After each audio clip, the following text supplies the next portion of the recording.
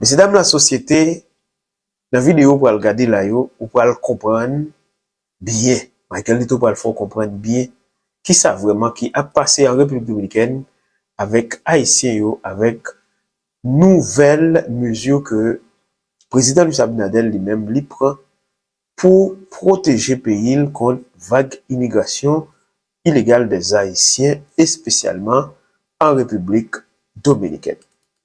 Mais puisqu'on connaît une série d'échanges là qui baillent en pile haïtien, eh bien, d'y attaquer, yon nan yo toujours. Mais l'autre deux yo, m'pas quoi la monter sous lui, Joël monter sous lui avec l'hôpital là. Parce que agriculture avec la construction, c'est apport haïtien yo bail dans l'économie République dominicaine.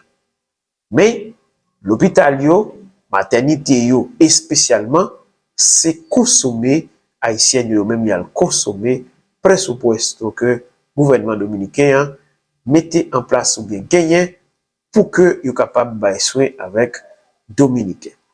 Messieurs dames la société, nous partis pour une belle vidéo et m'a demandé nous s'il vous plaît pas déplacer. Pas déplacer, pour quitter nous temps de toute intervention et journaliste avec président Luis Abinadel et directeur général immigration et ministre santé publique là. Et spécialement, mais tout, ou bois loin qui Jean président Luis Abinadel voyait un journaliste en l'air pas attrapé, là commencer, on a qui commencé très racisme, sans pas de professionnalisme. Dans façon monsieur formuler question là pour le dire bon et listing diario c'est un journal qui défend haïtien. Nous parlons qui Jean président voulait l'air pas attrapé, mais qui nous tendait intervention président Luis Abinadel, directeur général d'immigration, ministre de la santé publique en République dominicaine, et après, moi-même m'a retourné pour me venir dire nous, en gros, qui ça, yo même, yo dit de mesures ça yo, et pour un scandale nous qui était fait matin, côté que yo t'ai arrêté, yon dame presque accouchée, nous allons attendre qui explication directeur général d'immigration bail, et qui explication tout président, Luis Abinadel lui-même, li bail, à propos de scandale ça qui lui-même t'est pété matin. On a apprécié ensemble l'intervention, tout le monde sait que moi cette cité là. Buenas tardes, presidente Greco Herán. El Listín Diario es la voz de los haitianos en la República Dominicana. No, tampoco así, no. Es por el pronunciamiento que yo voy a hacer, presidente. Bueno, el 18, lo respeto, pero no lo comparto. Sí, yo entiendo. El 18 de abril hicieron una publicación que en el Ceibo, un dominicano, y lo pusieron como titular del periódico, que un dominicano había matado a machetazo a una nacional haitiana en el Ceibo. Se descubrió que la información fue falsa y que quien asesinó a esa haitiana fue un nacional haitiano de 22 años y todos los demás periódicos hicieron eco de esa información, pero lamentablemente la publicación que hizo el Listín Diario fue compartida por otros medios fuera de la República Dominicana. El día de hoy, el Listín Diario hizo unas críticas al director de Migración por la deportación de mujeres embarazadas. Es una medida que fue criticada hace unos 4 años por el expresidente Leonel Fernández por la preocupación que a él le causa la reacción que eso pueda tener por organismos internacionales. Yo quisiera saber si a usted le preocupa cómo puede afectar la imagen de la República Dominicana el hecho que se estén deportando haitianas embarazadas. No, pero mira, yo pienso que eso fue hay confusiones que no solamente el listín, que todo el mundo puede tener. Y mi posición hoy es llamar a la unidad del país. Y que debemos de tener una sola voz, todo el liderazgo sobre este tema. Buenas tardes, presidente. Buenas tardes a todos. Eva Santana de Su Mundo TV. Presidente, siguiendo con el tema de las parturientas haitianas, hace poco el director del Servicio Nacional de Salud, Mario Lama, dio a conocer que dentro de los servicios que se van a ofrecer en los centros hospitalarios, solamente se van a cobrar los insumos. Entonces, nos gustaría saber cuál es la tarifa que se le van a cobrar a las parturientas haitianas por las cesáreas que en tal caso pues se le realizarían. ¿Y cuál sería el protocolo específico que se va a tener en cuenta al momento de deportar parturientas haitianas con el objetivo de evitar críticas internacionales? Muchas gracias. Mario. Es importante que aclaremos que la parte de los honorarios asistenciales y administrativos están exonerados, porque esto abre la puerta a una serie de problemas que en este momento no son pertinentes. Estamos cobrando los insumos y todos los materiales. Nosotros tenemos un costo de referencia que son los insumos y medicamentos que suministra Promese, que es en base a donde se han realizado los cálculos. Cada hospital y cada paciente tiene un gasto diferente. Un parto de un paciente de 2 horas no es lo mismo que un parto de un paciente de 24 horas. Un paciente con antecedentes de diabetes o hipertensión lleva un gasto completamente diferente a otro paciente. Nosotros sí tenemos establecido los costos de los insumos y al final, al momento del egreso, cuando se cierra el expediente, el hospital, a través de los encargados de facturación, hacen la relación de los gastos y trabajo social junto con facturación, entonces establecen el costo de cada procedimiento y de cada insumo. Eso puede variar.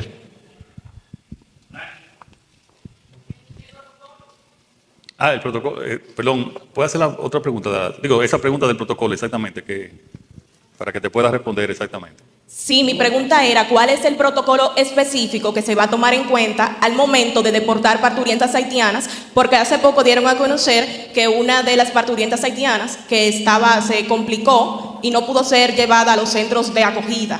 Entonces, ¿qué van a tomar en cuenta? ¿Cuál va a ser el protocolo general para deportar a las parturientas en caso de que se deporten? Bueno, señor, aquí tenemos un gran reto.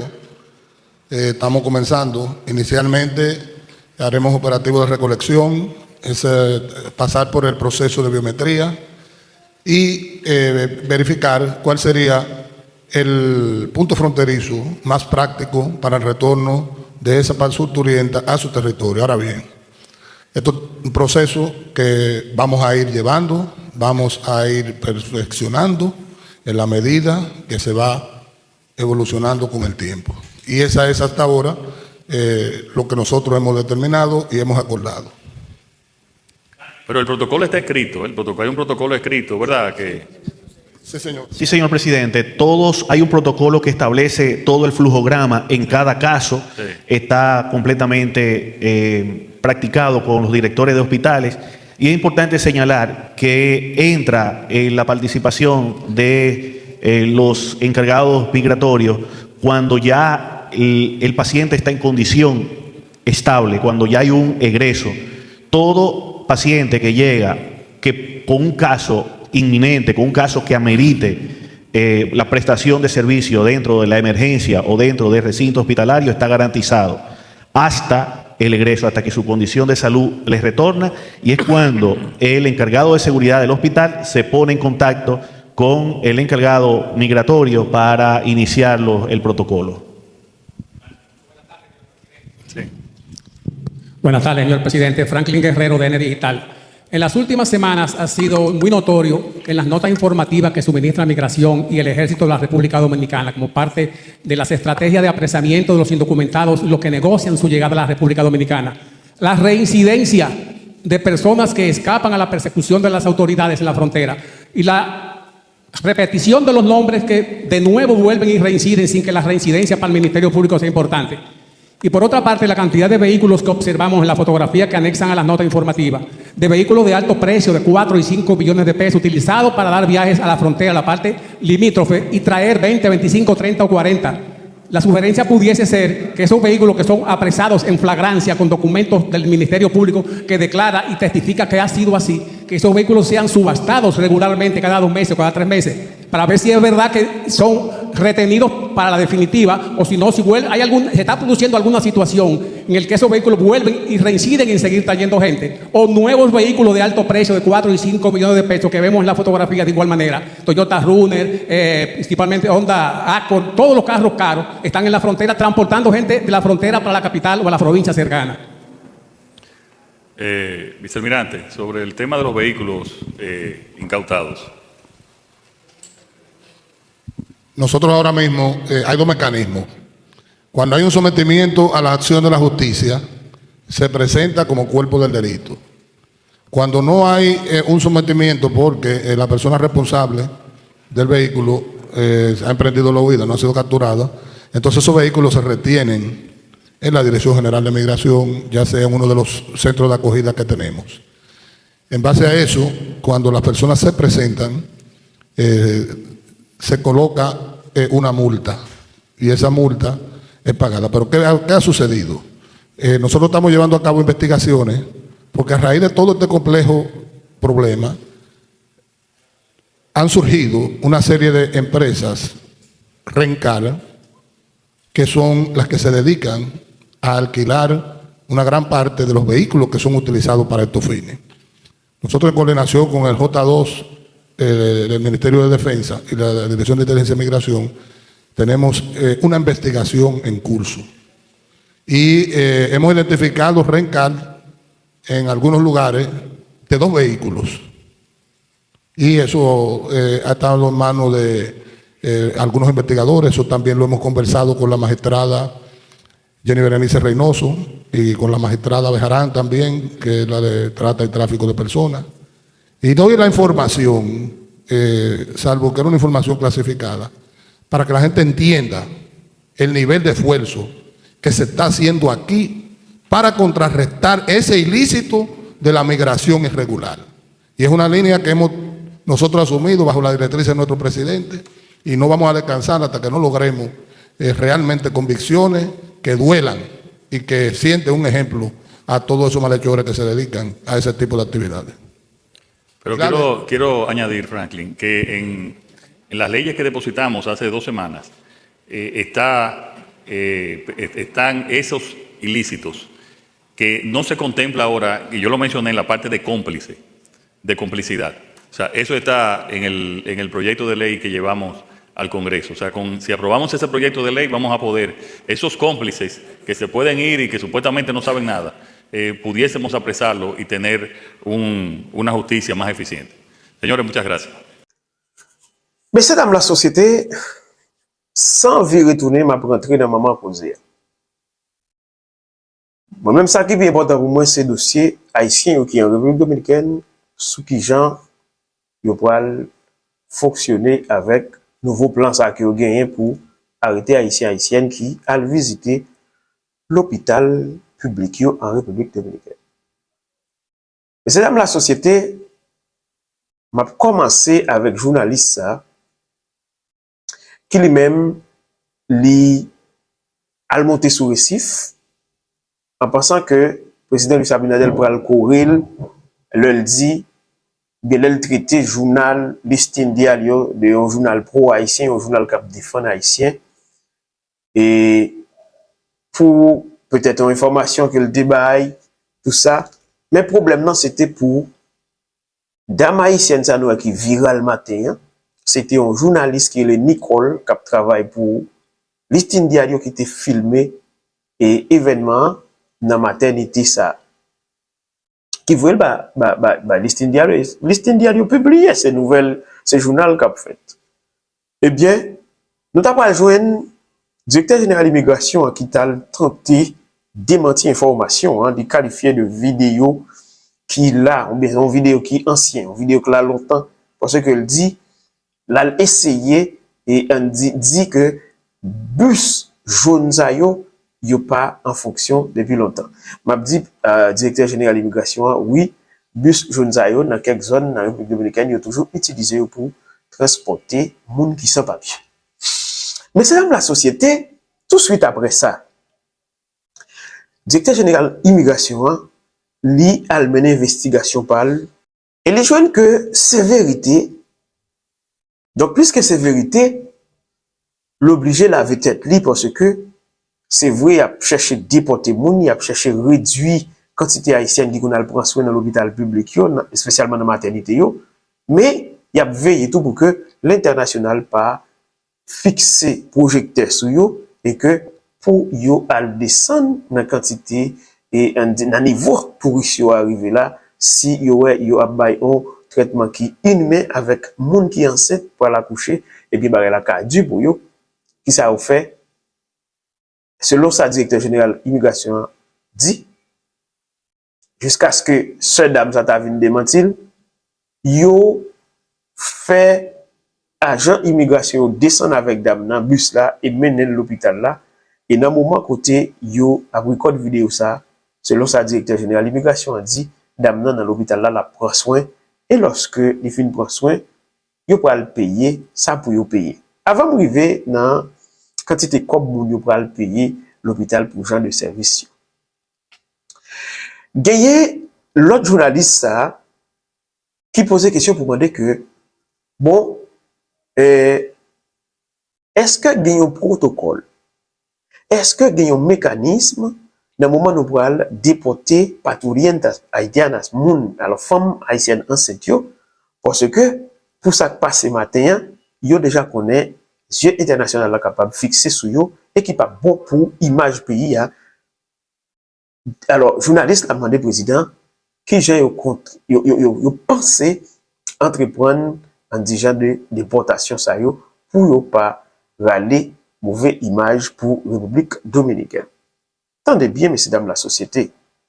Directeur général d'immigration, c'est lui-même qui te répond à une question ça dans la place président.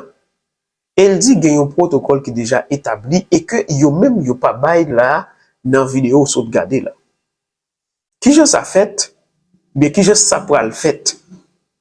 Selon ministre santé publique là, il dit que lorsque haïtien yo qui arrive dans l'hôpital yo avec genre de situation ça yo a ba yo souhait que kayo mérité. Et lorsque yo fin prend soin que kayo mérité, c'est là ça immigration qu'on a pour rentrer pour mettre en marche protocole qui établi. Normalement yo dit premièrement c'est santé d'abord et après santé yo passer avec ça qui gagne pour avec déportation pour yo déporter moun nan dès que li sentil normal et que sentil pas en danger. Mais c'est dans la société, moun yo te besoin connaître exactement combien comme yon patient haïtien pour payer lorsque li fin prend service. Eh bien, président Luis Abinadel avec ministre santé publique là yo clair sur ça, yo dit que service là pas payé. Mais cependant, matériel gastable yo, médicaments yo, insumo yo c'est yo même que y a touché nan men patient. Et qui je ça fait c'est pas personnel et médicaux qui sous place là qui pourra toucher ça. OK? C'est l'autre entité qui là qui pourra toucher ça. Et yo dit qu'à chaque monde a différent. Li par exemple, yon moun qui souffre diabète par exemple qui arrivé avec yon ventre l'hôpital là, li pas même genre avec yon moun qui pas gen problème santé qui grave. OK? Pour y arriver pour dire bon mais y a mettons tarif pour y dire bon y a touché tant dans main haïtien. Ministre santé publique a dit non, c'est pas comme ça lié. Et ministre Lanclair sur ça, il dit que yo conscient c'est pas tout le monde qui a des moyens pour payer un dit tarif qui pour yo pour taxer taxe, yo pour mettre sous monde là. Quantité comme yo pour taxer sous monde là, yo dit il va évaluer c'est selon Jean yo monde là, OK, capacité économique li tout ça. Ça veut dire ça qu'arriver ou même ti Jeanne ou arriver dans un hôpital public, yo gado en bas pour monter, yo pose une question après investigation yo leur sorti l'hôpital là, yo dit bon ti Jeanne ou payer 50 gouttes par exemple. Et ça qu'arrive les ti Justine vini, yo gade ou ti Justine son monde qui pas gen trop moyen qui a vivre non situation qui pas trop normale ou ka ti Justine payer 10 gouttes seulement pour le sortir. Ça veut dire sous question de prix césarienne, prix médicaments, yo pas basé sur ça, mais on dit que y a tout font petit bagay quand même nan men moun yo le yo al prend soin dans l'hôpital. L'autre bagay qui parlait c'est question de véhicule que yo kon saisi dans moment haïtien a rentré le Okembe moun qui a fait trafic migrants illicites. Directeur général Lanclair sur ça il dit que pas gagné un protocole pour que yo al pour saisir véhicule là ou bien pour mettre à la vente aux enchères gens citoyens lui-même li souhaité. Mais il dit là que yo kembe moun nan si moun nan pas courir yo mette en charge sous lui avec tout véhicule là vient servir tant coup élément preuve pour dossier. OK, corps délit c'est comme ça nous appelons en créole. Mais si moun sa li même li courir, yo aller avec véhicule là, yo kembel nan yon nan centre vacational yo, eh bien, le moun sa vin pour peut-être vini pour venir chercher véhicule ça, yo taxel yon contravention. Pour une série de machines qu'on a gagné payer 120, gagné payer 150 000 pesos sur bail comme ça. Pas gagné prix à exact. Parce que il varie.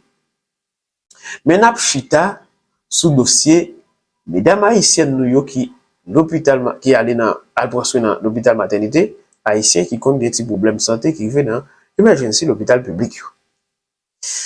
Gè 33 l'hôpital selon sa ministre santé publique l'a dit et directeur général immigration qui gagnait agent immigration sous place. Mais gagnait tout l'autre l'hôpital yo sous tout territoire national là qui ont même pas gagné agent sous place. Mais ça pas veut dire parce qu'il pas gagné agent pour le porter bourri. Eh bien mais comment processus là lui-même li va lier? Comme objectif là, c'est toucher dans mes patients étrangers. Et après, s'il pas de papier, déporter, mais qui ça a fait? Sécurité qui sous place dans l'hôpital, qu'on y a c'est eux-mêmes qui en charge. Après, les fin prendre doléance dans les gens qui remplit formulaire que leur rentrer l'hôpital là.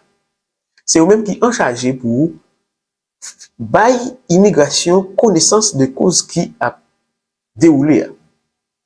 Sécurité ça yo qui relè immigration qui dit bon nous saute bail soin avec tel patient et tel âge mais situation migratoire citoyen ça n'a besoin pour venir sous place voyer backup pour qu'a venir prendre un homme ça pour moi ou bien citoyen ça pour moi c'est comme ça a pied mais soin hein, selon le directeur général de l'immigration c'est le président Luis Abinadel selon le ministre santé publique là yo pas refuser ou malade pas besoin de mourir la caille pas dit yo pral déporter pas pral prendre soin al prend soin leur fini même si yo déporter la vie mieux passe bien c'est conseil ça me pour tout haïtienne qui a regardé là pas dire ah yo pral déporter me ceci c'est là non sous senti malade ou senti organe comprimé pas qu'à calmer son organe ou senti honté pas qu'à calmer son organe et ou pas comme pour aller dans clinique please dis affaire yo déporto al prendre soin santé c'est conseil pas pour chaque grand monde qui t'a regardé vidéo ça et sous rivé là dans vidéo ça qui te m'dou ou fait partie de liste monde que Michael Nito remet à tout cœur. Donc, à ce rendez-vous pour une prochaine vidéo. Et à bientôt.